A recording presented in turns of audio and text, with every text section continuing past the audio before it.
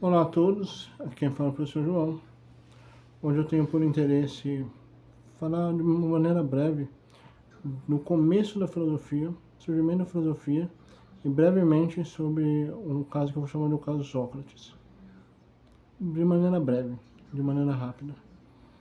Bom, primeiro assim, antes de existir a filosofia, como o homem se relacionava com o mundo, o homem grego, né? Porque o berço do pensamento ocidental é a Grécia, né? Então, como o homem grego se relacionava com o mundo quando não existia filosofia?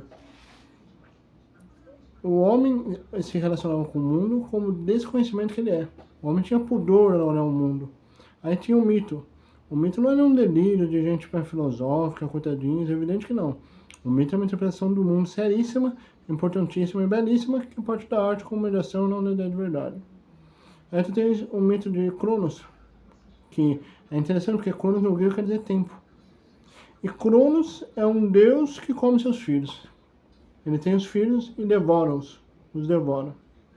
Nunca vi uma definição mais clara sobre o tempo do que essa. O tempo é um deus que come seus filhos.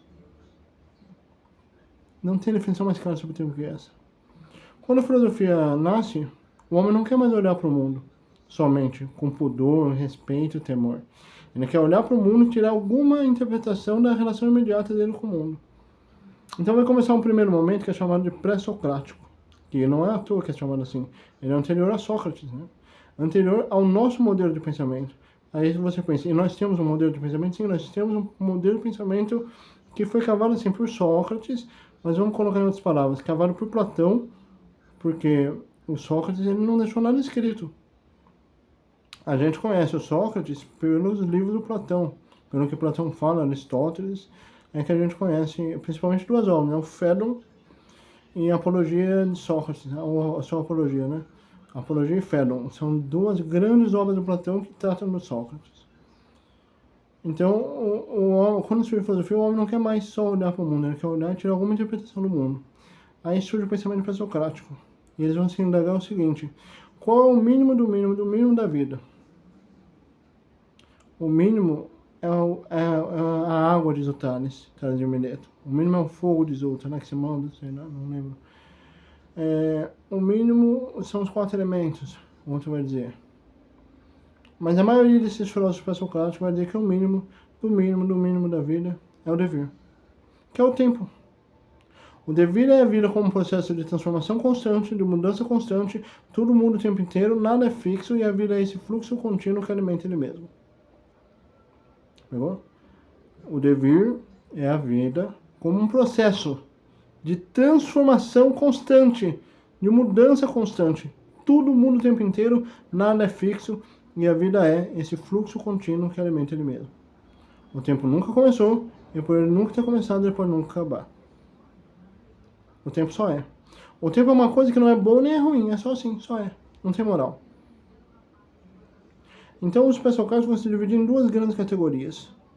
A primeira categoria pertence a Heráclito.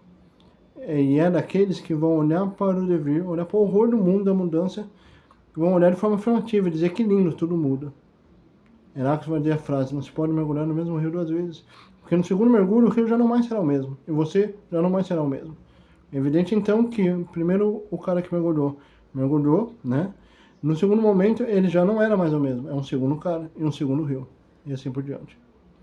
Heráclito vai dizer isso e vai olhar de forma afirmativa por dever dizer que lindo, tudo muda. A segunda categoria de pensadores pré-socráticos é a que pertence a Parmênides. Parmênides vai olhar para o horror do mundo e pensar que horror, tudo muda. E ele vai dizer: a vida só pode ser castigo de um Deus cruel. Então temos duas categorias: Heráclito, que olha para o mundo e pensa que lindo, tudo muda, e Parmênides, que olha para o mundo e pensa que horror, tudo muda. Esse é o pensamento pré-socrático. O Sócrates, ele vai ter a máxima socrática, né? Que é aquela frase: só sei que nada sei.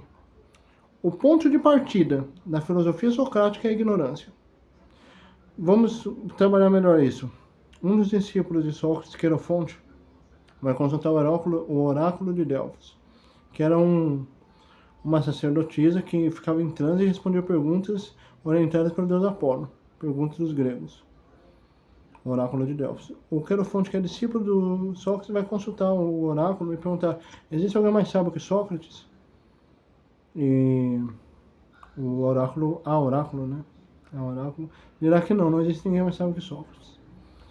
O Sócrates vai partir desse princípio, ele vai dizer: o que me faz ter o conhecimento e os outros não?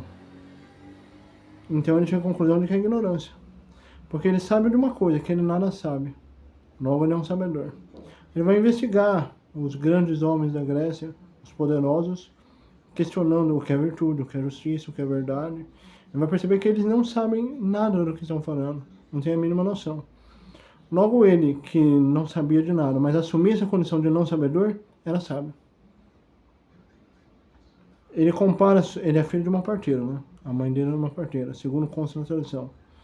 Então ele vai batizar a sua arte de filosofar de maiêutica. E maiêutica é a arte da parteira de parir, né? Fazer parir as mulheres.